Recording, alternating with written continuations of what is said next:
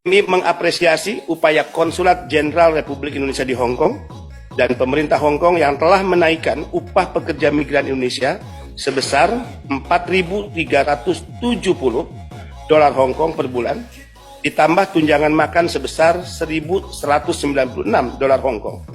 Namun demikian, BP2MI memiliki pandangan, sudah saatnya pemerintah Indonesia melalui KJRI Hong Kong mengupayakan peningkatan perlindungan dan kesejahteraan pekerja migran Indonesia dengan melakukan penyesuaian besaran upah dan membedakan besaran upah bagi pekerja migran Indonesia yang belum memiliki pengalaman atau pekerja migran Indonesia yang baru dengan pekerja migran Indonesia yang telah memiliki pengalaman atau pekerja migran Indonesia yang melakukan perpanjangan kontrak.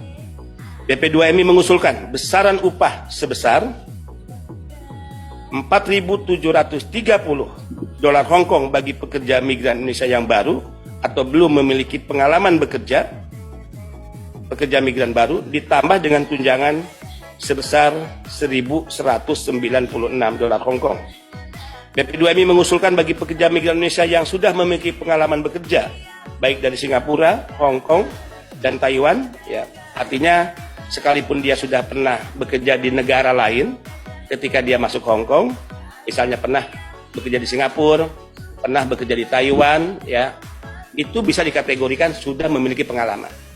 Nah, untuk negara Hong Kong kita usulkan, ya, upah yang diberikan dari sebesar 5.500 dolar per Hong Kong per bulan ditambah dengan tunjangan 1.196 dolar Hong Kong, dan khusus bagi pekerja migran Indonesia yang memperpanjang kontrak kerjanya, upah minimal per bulan yang diberikan adalah sebesar 6.000 dolar Hong Kong ditambah dengan tunjangan 1.196 dolar Hong Kong.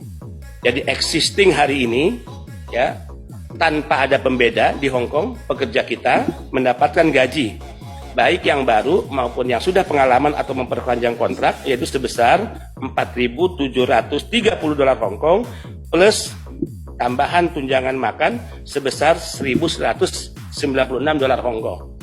Nah, kita dorong, ya, kenaikannya bagi yang baru dari 4.730 dolar per Hong Kong menjadi 5.500 dolar per Hong Kong dengan tunjangan makan sama, tidak perubahan, yaitu 1.196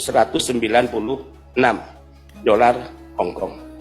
Untuk yang baru, untuk yang sudah pengalaman atau memperpanjang kontrak, dari 5.500 dolar Hong Kong menjadi 6.000, ya, dolar Hong Kong ditambah sama tunjangan makannya yaitu 1.196 dolar Hong Kong.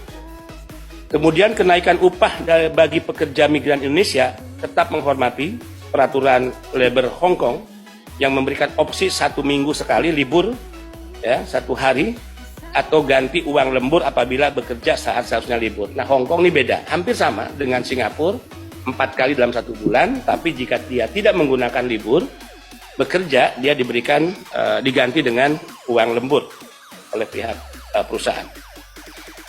BP2MI yakin dengan naiknya standar upah di Hong Kong bagi pekerja migran Indonesia dengan berbasis kompetensi atau kemampuan, ini akan segera diikuti oleh pemerintah negara lain yang juga menempatkan pekerja ke Hong Kong.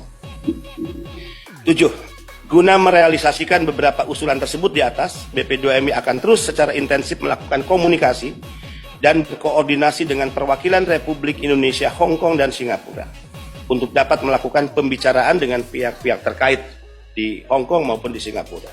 8. BP2MI bersama dengan anggota Satgas TPPO lainnya akan terus melakukan penindakan tegas terhadap siapapun yang akan mengorbankan serta memperalat setiap anak bangsa untuk bekerja secara unprosedural ke luar negeri, dan zero toleran, ya, bagi segala kejahatan tindak pidana perdagangan orang. Kemudian yang ke-9, dalam rangka memberikan perlindungan yang optimal bagi pekerja migran Indonesia, saat ini BP2MI sedang menggodok usulan dari salah satu asosiasi penempatan pekerja migran, yaitu Aspataki, yang datang secara khusus menyampaikan berbagai masukan kepada BP2MI di tanggal 27 Juni 2023. Ya, hari Selasa, dipimpin langsung oleh ketua umumnya yaitu Pak Saiful Masud. Aspataki mengusulkan, semangatnya tentu dalam rangka memberikan perlindungan yang optimal bagi para pekerja migran Indonesia, Dan untuk ya menghilangkan praktek jual beli job yang ini juga menimbulkan persaingan yang tidak sehat, dan karena jual beli job ini kemudian masing-masing P3MI membebani pekerja dengan biaya yang sangat tinggi. Usulannya adalah di mana ya menerapkan skema satu employment agency di luar negeri itu hanya bisa atau diizinkan bekerja sama dengan satu P3MI di dalam negeri. Satu agensi luar negeri kerjasama dengan satu P3MI di dalam negeri. Selama ini kan satu agensi luar negeri itu bisa kerjasama dengan 5, 10 dan seterusnya yang tidak dibatasi. Yang kemudian di antara P3MI ini bersaing, jual beli job ya terjadi, dan itu akhirnya dampaknya dialami oleh para PMI kita. Dengan syarat minimal, kalau ini nanti bisa disetujui, satu agensi di luar negeri, ya, employment agency, bekerja sama dengan satu PMI di Indonesia, dengan syarat minimal harus mendatangkan PMI atau menempatkan bekerja di negara penempatan minimal 100 orang per tahun.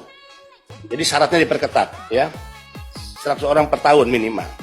Dan boleh menambah, jadi dia boleh menambah lagi satu P3MI setiap kelipatan 100.